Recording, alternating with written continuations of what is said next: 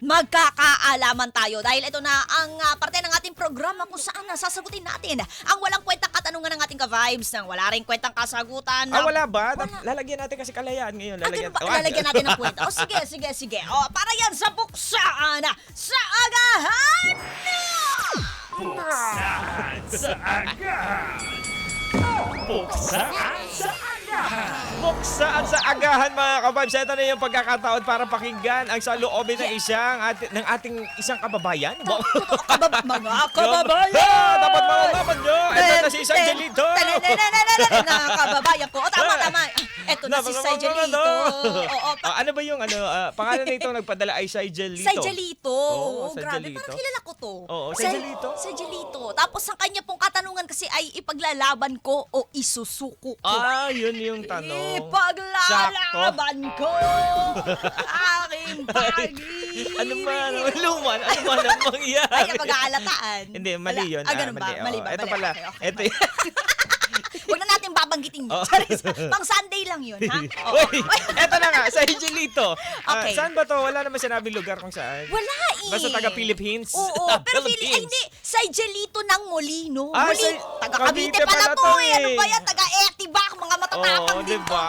Sa Angelito ng Molino. Magandang umaga sa'yo. At yung tanong mo kung ipaglalaban ba o isusuko na. Yan. Tingin ko di niya binuo yung kanyang Ipaglalaban ba yung yung Oo, relasyon niya ba? Yan, relasyon ba? Ipaglalaban niya ba yung mahal niya? O Totoo. isusuko niya na? Oo, baka naman ipaglalaban, historical naman yung Oo, tinutukoy mo bilang pwede. araw ng kalayaan. Tama, Kasi, oo. di ba? Pero sige, lagyan natin ng ating kanya-kanyang take ito. Tama, Ikaw ba? sige. Ano bang ano mo? Anong take mo rito? Tama, ATM. Sa akin naman, ang take ko Ito na. Ang take ko dyan. Oo, anong take mo? Para sa akin siguro isusuko kung pero syempre dahil nga kaaraw Akala- kaya ipaglalaban ko yan. Ipaglalaban. Okay, mabuti nagkakaliwanagan tayo, ha? Napaganon eh. Oo, ipaglalaban ni DJ Joko Loco. Oo. Sige, sa akin na dahil dyan, isusuko ko na lang. Oo, isusuko Diba? mo na lang. Isusuko. Ay, boring. Isusuko. Boring. Isusuko. Oy, hindi boring ang Ay, hindi pagsuko. ba? May mga pagsuko na hindi boring, ha? May mga Oo. pagsuko na yun, depende sa pagkakaintindi mo. Pero sa tingin ko kasi, parang siguro patungkol sa damdamin ni Angelito ang kanyang idinudulog sa atin ngayong Akala umaga. ko yung no? paniningil niya sa nangutang sa kanya. Ganun Hindi ba? pala. Ay, ako hindi ko susuko talaga yan. Bigla akong babaligtad talaga. Ikaw Hindi ko galaman susuko ka. yan. Ayan. Sige. Eto, pagbigyan natin kaya bigyan ng daan natin yung tanong ni Sige. ano. Sige, palakpakan na muna para kay Sa Angelito. Angelito. Sagutin na natin. Sa Angelito. Dito! Hey! Sa Angelito! Hey! Lahat Hey, ng sa... Malino. Oy! Ito Eto na, palakpakan Give na me some muna. big Give us DJ, some- Mamma Mia.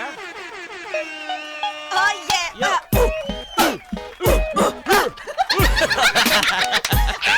Ay, buksaan na.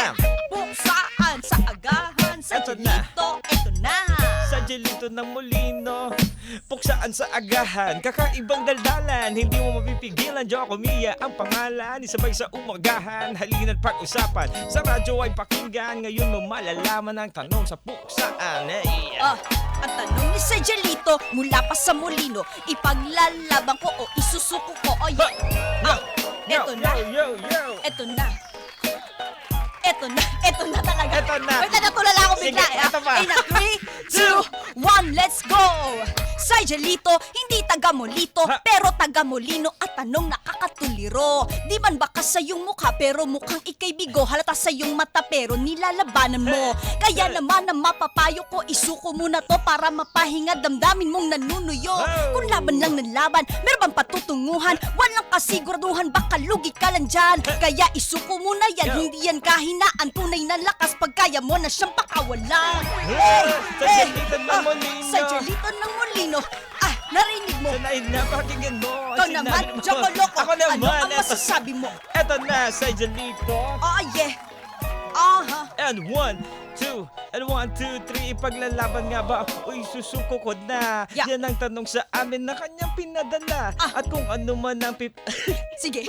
at kung ako man ang pipili sa dalawa, walang ibang sagot kundi ipaglalaban ka kahit na kung minsan ay talagang sobrang-sobra na. Yeah. Naniniwala pa rin ako sa katagang mahal kita.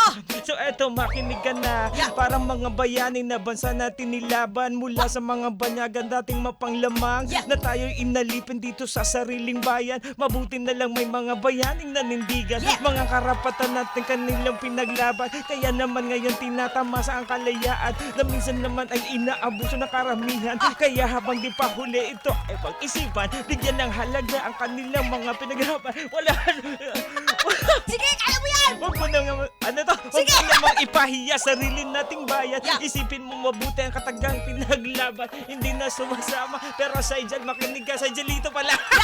Saijal, katanong kasi ni DJ Saijal. Saijalito! Ano ba? Saijalito pala. Kala ko DJ Saijal. Saijalito, ha? Saijalito ng Yeah. Molino. Ha? Saijalito ng Molino. Kung sa pagmamahal ang ating pag-uusapan, wala akong masasabi kundi Ano? Hindi matay. Hindi matay na! Break it on you. Break it down, yo! Break it down, yo! Magkaibang magkaibang konteksto, Oo. magkaibang pinaglalaban na dahil magkaiba rin naman kami ng Totoo. kasagutan talaga. Pero sige, DJ Joko Loco, bakit ipaglalaban mo? Paglalaban ko sa usapin naman ng relasyon, kung talaga na minsan may mga hindi talaga magandang nangyayari, hindi lahat umaayon sa gusto mo yung nangyayari sa isang relasyon. Pero kung meron kayong tawag dito, yung lakas ng loob para ipaglaban at itama yung mga nagawang Oo. kamalian, Oo. pwede yung pwede yung ituloy yun na, worth it pa ba na ipaglaban? Kung titingnan mo, titimbangin mo kung tama pa ba. Kaya naman, pero pagdating naman sa mga usapin na, alam mo yan, kaya natin tinatamasa yung kalayaan natin. Dahil siyempre sa mga pinaghirapan ng mga bayani natin. Tama Siyempre. naman. Tapos dapat, huwag mo naman ipahiya yung kanilang pinaglaban. Tama, Diba? Parang ganon. tama. Oo. Totoo yan, yung para bang, alam mo yon, ganito yung mga pinagdaanan ng mga bayani natin, tapos ito lang yung mga nangyayari ngayon sa kasalukuyan. Hindi na ba talaga tayo natuto sa kasaysayan, mga ka-vibes? Diba? Diyos ko po. Pero sige, ipaglalaban ko muna yung kasagutan ko na isusuko ko. Sige, Pagdating naman yan sa relasyon, yung aking tinutukoy, kasi kung isusuko ko, pati yung natin kasarinan, parang hindi siya, angkop dun sa, natin, sa ating iginugunita ngayong araw na ito. Pero isusuko ang relasyon na hindi naman na siguro worth it. Yun lang naman, di ba? Kung hindi na talaga worth your time, worth your effort, worth your investment. Ano bang negosyo? Di ba? Kumbaga parang kung ikaw na yung talo dito saan mang anggulo, abay isuko mo na yan. At saka baka naman mas manalo ka pa sa buhay kung talagang wala na sa buhay mo yung tao na yan. Kung sobrang Minsan- mabigat na yan, pagkaanin mo naman. Totoo, Bitawan mo na pag-aanin yan. mo, 'di ba? Parang ikaw lang yung ikaw lang yung hinihigop ang lakas. Ikaw lang yung nahihirapan. May mga ganung pagkakataon mga ka-vibes. Sakala natin pag kumapit tayo doon sa isang tao, mas mapapabuti yung kalooban natin o yung buhay natin. Pero hindi nyo nakikita at nakikita naman siya ng ibang tao na kapag pinakawalan mo yung taong yan, gaganda lalo ang buhay mo. Oo. Ang takbo ng swerte sa buhay mo. May iba kasi Mama Mia at mga kabibes na parang takot silang gawin yon Oo. dahil una-una yung sasabihin ng iba tapos nakasanayan na nila. Parang Totoo. ganon. Kumbaga parang taon ito na pinag-uusapan natin siguro o taon na pagmamahalan. Hindi rin naman ganun kadali. O sige, sabihin na natin, hindi rin naman talaga ganun kadali na bitawan yung mga ganyang bagay. Oo. Pero alam mo, ito nga yung sinasabi nila, good riddance. Yung mas maigi ng wala ka kaysa nandito ka dahil mas mapapahamak lang yung buhay ko kapag kasama kita. Pero Yung alam mga mo ba, ganon. mahirap mag-isip ng ganyang na kaisipan pagka nandun ka sa sitwasyon na ganyan. Ay, hindi ka rin sure. Ay, hindi ba sure? Oo, may Sige, mga tao mali. talaga na, may mga tao rin na mabilis lang din matauhan, lalo kapag sobra-sobra na yung ginagawa sa kanila. Para bang, ay, teka lang, hindi na tama to. Oo. Alam mo, kung attention lang naman ang pag-uusapan, marami akong makukuhang ganyan. Oo, di ba, diba? Taray? Oo, Oo. Pero kung gaganituhin mo lang ako, Oo. di ba? Abay, di bali na lang. Di ba? Ay, kung ganyan, sana katatapang Oo. lahat sa'yo, Mama Mia. Totoo naman, totoo naman. Paglaban mo, ay, isusuko wala. Isusuko na lang. Ipaglaban mo yung sarili mo, pero Oo. isuko mo na yung maling tao. Tama, Ganon, oo, ganon, diba? diba? Pero eto na nga, pagdating naman sa usapan ng kalayaan, syempre hindi natin isusuko Ay, yan, naman. ating ipaglalaban yan. Tama. Kaya nga mabuhay, diba, ang kasarinlan ng ating bansa. At ngayon ay ginugunita natin ang 128 araw ng ating kalayaan. Abay, maging tumatak sana nawa sa atin yung aral na idinulot ng ating Oo. kasaysayan na iyan. Hindi Tama. yung parang hindi naman natin matandaan kung ano ba yung klase ng laban na inilaban ng ating mga bayani. Oo, kung hindi nila Oo. nilaban yan, hindi ka ngayon siguro nakakapag Facebook Oo, o hindi ka- TikTok. Hindi ka nakakapag selfless love. Hindi ka nakakapaglabas sa sasaloobin mo na tinatawag mo freedom of expression. Yan, isa rin yan ganun. sa mga bagay na tinatamasa natin ngayon, 'di ba? At hindi lang yung yung tipo nga kalayaan ba mula sa mga banyaga na talagang ginipit tayo sa haba ng panahon. Sa mga Espanyoles, more than 300 years nila tayong ginipit at 'di ba para tawag dito talagang minaltrato. Yan ang isa sa mga Oh, word, yung mga inabuso dati- ang tama, ating oh. kalayaan pati ang ating mga karapatan. Sumunod diyan, 'di ba, yung Sinakop, inalipin sa sumunod dyan yung mga sariling Amerikano, bayan, tapos yung mga Hapon. Pero ang maigi na lang din ngayon, di ba, meron tayong diplomatikong relasyon sa mga bansa na ito. Pero syempre, hindi natin kalilimutan yung aral na idinulot sa atin na nitong mga pangyayari na ito. Hindi ba? Ay, di ba tama ka naman dyan at sa ating usaping ganyan ay makakausap natin Sa kabilang linya, ang ating historian. para explain. Ay, nako talaga. Ayan.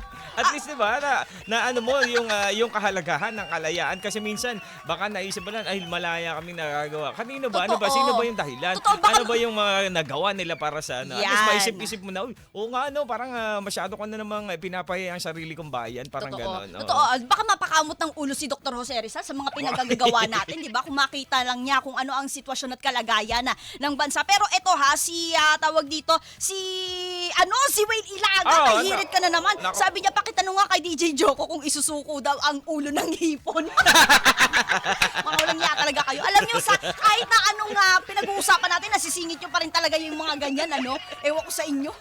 Si Willie. Isubo ang ulo ng hipon. Hipon. Uy, masarap kasi yung ulo ng hipon. Di ba halos lahat ng katas nandun talaga? Hindi ko din alam eh. Hindi mo alam? Siguro Oo. di ka pa nakatikim ng Oo. ulo ng hipon. Kasi tinatanggal ko siya eh. Ganun ba? Uy, masarap yun, promise. Pero bawal nga lang daw yun sa mga kasi yun talaga Huwag mo ata yung tumingin sa nakaka... akin. Oh. Anong bawal siya? Ano? Ay, sorry. Pasensya na. Malaya pala tayong kainin. Pati Malaya. ang anong mga gusto natin kainin.